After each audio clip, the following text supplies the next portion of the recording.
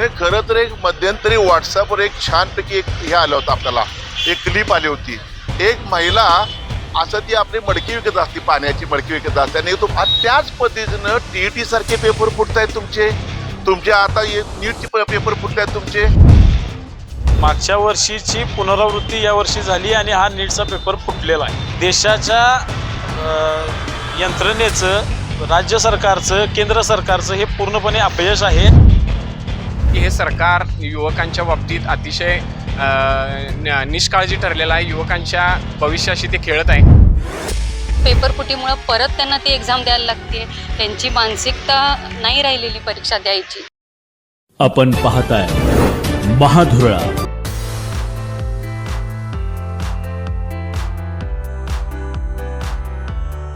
हे आहे गोकुळचं श्रीखंड. अगदी जिभेवर रेंगाळणार. जिभेवरच नाही तर मनावरही रेंगाळणार. गोकुळ श्रीखंड, मनावर रेंगाळणार. नमस्कार, महाधुरळामध्ये आपलं स्वागत. पेपर फुटीमुळं देशभरातील नीटची परीक्षा रद्द करण्यात आली. 565 शहरामध्ये ही परीक्षा घेण्यात आली होती आणि तब्बल 23 लाख विद्यार्थ्यांनी ही परीक्षा दिली होती. पण पेपर फुटला आणि ही परीक्षाच रद्द करण्यात आली. आता ही पुन्हा परीक्षा नव्याने घ्यावी लागणार आहे. एकूणच आत्तापर्यंत अनेक परीक्षा ह्या पेपर फुटीमुळे रद्द करण्यात आलेल्या आहेत. या संदर्भातील गुन्हेगारांना, संशयित आरोपींना ताब्यात घेण्यात आलेला आहे. पण 23 लाख विद्यार्थी आणि त्यांच्या पालकांना होणारा मनस्ताप हा कुणी पाहायचा? याला जबाबदार कोण? कारण अतिशय महत्त्वाची ही परीक्षा असताना सुद्धा एकूणच या प्रकरणात हयगय झाल्याचं दिसतंय. कारण ही पत्रिका फोडली, त्याचा अनेकांनी गैरफायदा घेतला, काहींनी फायदा घेतला. 10 ते 15 लाखाला हा पेपर विकला गेला. या सगळ्या पार्श्वभूमीवर पालक, विद्यार्थी यांच्यामध्ये प्रचंड संतापाच्या प्रतिक्रिया व्यक्त होत आहेत. पाहूया कोल्हापुरातील काही संतापजनक प्रतिक्रिया.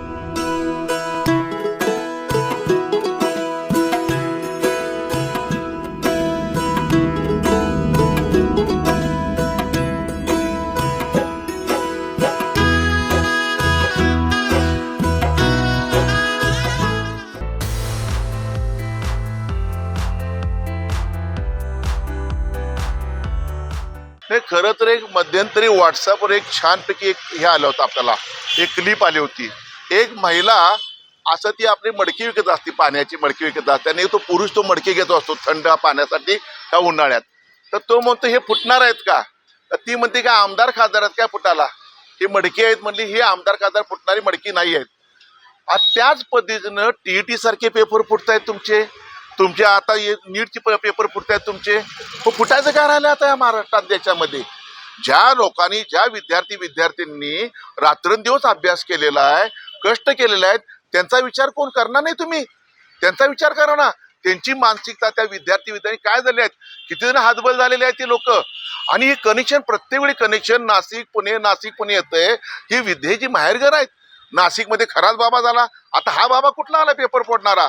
हे सगळं महाभयंकर घोटाळे आहेत. हे शिक्षण मंत्री असू देत किंवा संबंधित मंत्री असू देत आणि जे कोण असतील, त्यांचं हे फार मोठं अपयश आहे. ह्या लोकांची, या विद्यार्थ्यांनी त्यांनी माफी मागितली पाहिजे. त्या लोकांनी केलेलं कष्टाचं काय, त्या लोकांनी केलेली मेहनतचे काय आणि भविष्यात होणारे त्यांची मानसिकता काय, ह्याचा विचार कोण देश पातळीवर करणार आहेत, राज्य पातळीवर करणार आहेत की नाही आहेत? नाही तर पैशाच्या हव्यासापोटी कोट्यावधी रुपये मिळतात म्हणून कोणतं दलाल येतात आणि ह्याच्या मागं फक्त दलाल नाहीत, ह्याच्या मागं यंत्रणा, प्रशासकीय यंत्रणा आहे मागं फार मोठ्या प्रमाणात असल्या कारणानं हे पेपर फुटतायत. हे अपयश आहे. हे CBIने मुळापर्यंत जाऊन ह्या खरोखर या पाठीमागे कोण आहेत हे शोध घेऊन भविष्यात अशा घटना घडणार नाहीत अशा पद्धतीने त्यांनी काम करणं गरजेचं आहे. जवळपास 20-25 लाख विद्यार्थ्यांनी वैद्यकीय पात्रता परीक्षा जी NTA कडनं घेतली जाते, ही नीटची परीक्षा जवळपास 20-25 लाख विद्यार्थ्यांनी दिली होती. मागच्या वर्षी सुद्धा लाखो विद्यार्थ्यांनी ही परीक्षा दिली. मागच्या वर्षीची पुनरावृत्ती या वर्षी झाली आणि हा नीटचा पेपर फुटलेला आहे. राजस्थानपासूनचं हे कनेक्शन महाराष्ट्रात, पुण्यात, नाशिकपर्यंत येऊन पोचलेलं आहे. देशाच्या यंत्रणेचं, राज्य सरकारचं, केंद्र सरकारचं हे पूर्णपणे अपयश आहे. मुलांना पास करायच्या नादात हे सरकार फेल होत चाललेलं आहे आणि अशा पद्धतीनं पेपरफुटी होत असेल तर वर्षभर 2 वर्ष या कोर्सेसची तयारी करून जर हा पेपर देऊन सुद्धा हा पेपर फुटणार असेल आणि परीक्षा पुन्हा घ्यावी लागत असेल तर सरकारनं या विद्यार्थ्यांच्या भविष्याशी होणारा हा खेळ थांबवला पाहिजे.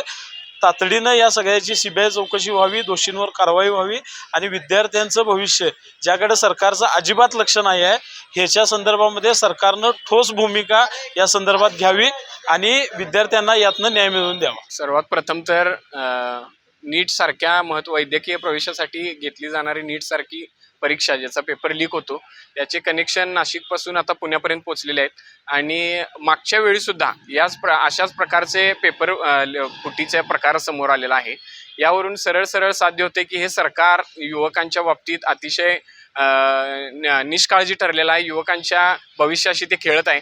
एकीकडे डिजिटल इंडिया असेल, रोजगारीवर असेल, देशाचे पंतप्रधान भाषण करत असतात, देशाच्या तरुणाईला आश्वासन देत असतात, पण यासारख्या केंद्राच्या यासारख्या महत्त्वाच्या परीक्षांचे पेपर जर लीक होत असतील तर देशातील असंख्य तरुणांनी या सरकारकडं काय अपेक्षा ठेवायच्या हे आमचं या ठिकाणी म्हणणं आहे. आणि सरकारने ह्याचं कुठंपर्यंत ह्याची कारवाई काय केली, मागच्या वेळी सुद्धा पेपर लीक झाले होते, यावर सरकार काय कारवाई करते किंवा काय झालं याचं उत्तर त्यानं देणे आम्हाला असं आम्हाला वाटतं. या नीटची परीक्षा पेपर फुटीचं जे झालं याच्यात मुलांचं खूप नुकसान झालं. आमचे विद्यार्थी इतके अभ्यास करत होते, त्यांना इतकं त्या एक्झामचं टेन्शन होतं, ते देऊन परत आता पेपर फुटीमुळं परत त्यांना ती एक्झाम द्यायला लागते. त्यांची मानसिकता नाही राहिलेली परीक्षा द्यायची, अभ्यास करायची. याच्याकडे सरकारचं बिलकुल लक्ष नाही.